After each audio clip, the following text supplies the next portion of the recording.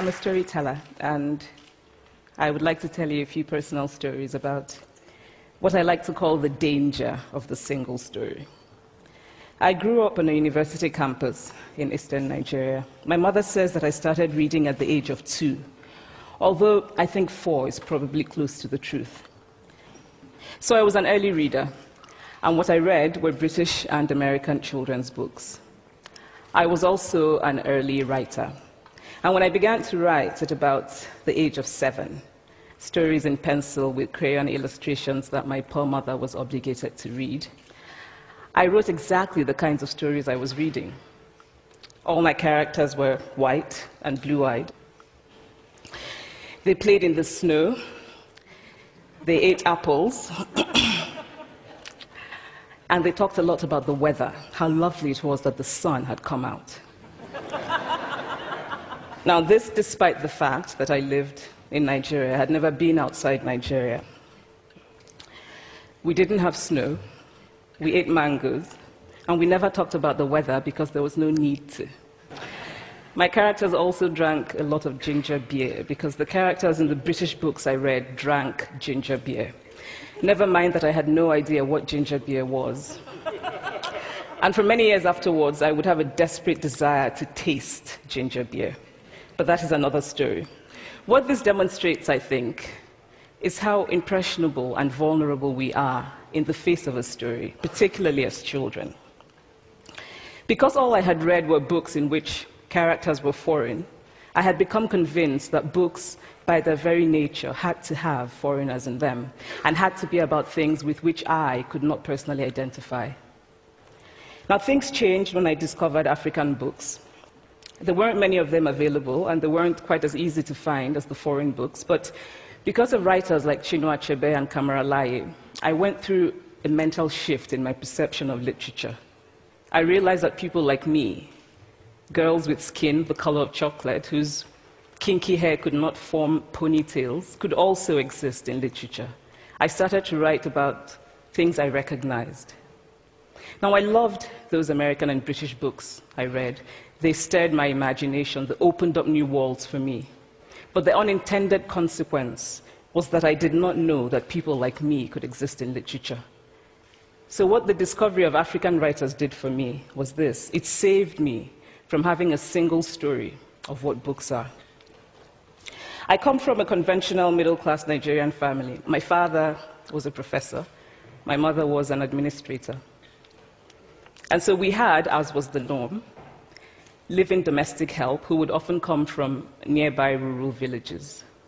So the year I turned 8, we got a new houseboy. His name was Fide.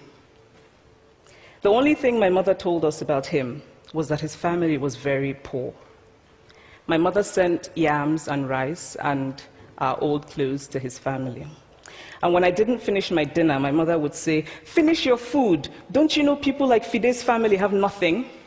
So I felt enormous pity for Fide's family. Then one Saturday, we went to his village to visit. And his mother showed us a beautifully patterned basket made of dyed raffia that his brother had made. I was startled.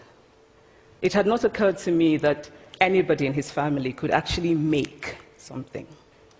All I had heard about them was how poor they were, so that it had become impossible for me to see them as anything else but poor. Their poverty was my single story of them.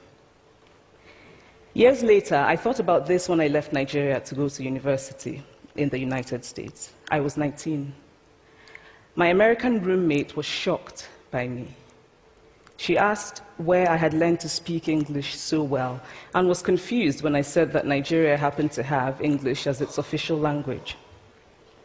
She asked if she could listen to what she called my tribal music, and was consequently very disappointed when I produced my tape of Mariah Carey. She assumed that I did not know how to use a stove. What struck me was this. She had felt sorry for me even before she saw me. Her default position toward me, as an African, was a kind of patronizing, well-meaning pity. My roommate had a single story of Africa, a single story of catastrophe.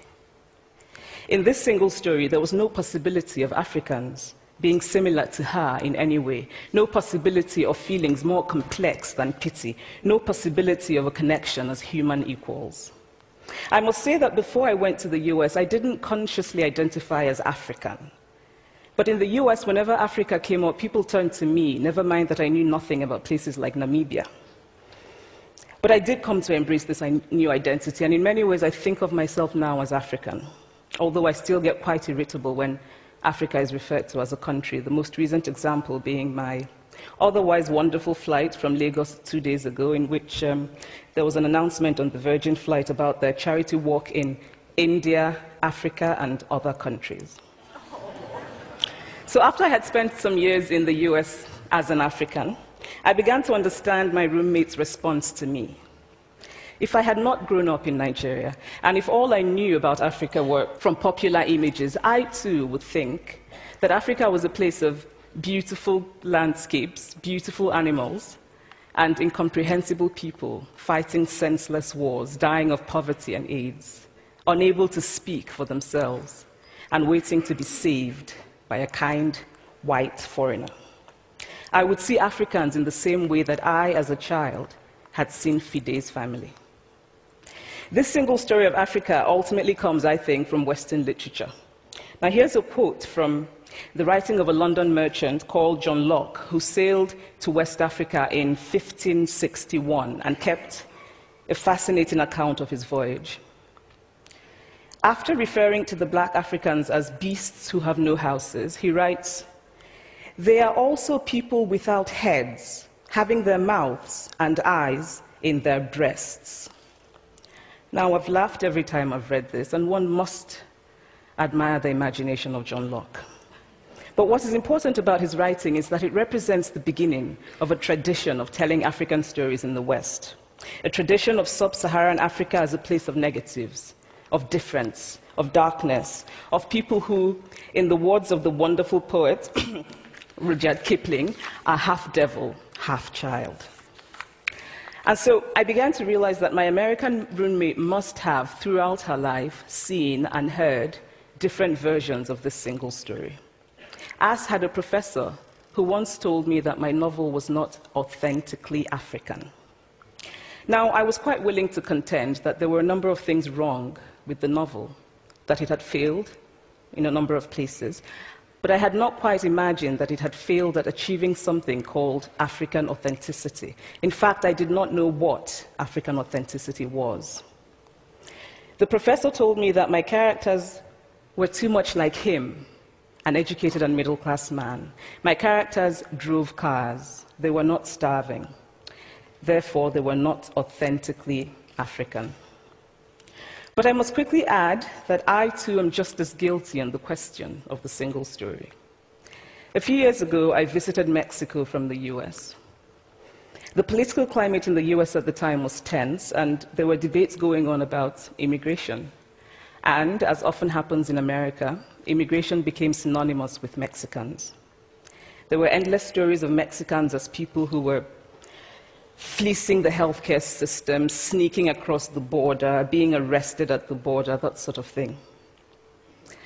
I remember walking around on my first day in Guadalajara, watching the people going to work, rolling up tortillas in the marketplace, smoking, laughing. I remember first feeling slight surprise, and then I was overwhelmed with shame. I realized that I had been so immersed in the media coverage of Mexicans that they had become one thing in my mind, the abject immigrant. I had bought into the single story of Mexicans, and I could not have been more ashamed of myself. So that is how to create a single story. Show a people as one thing, as only one thing, over and over again, and that is what they become. It is impossible to talk about the single story without talking about power. There is a word, an Igbo word, that I think about whenever I think about the power structures of the world, and it is nkali. It's a noun that loosely translates to be greater than another.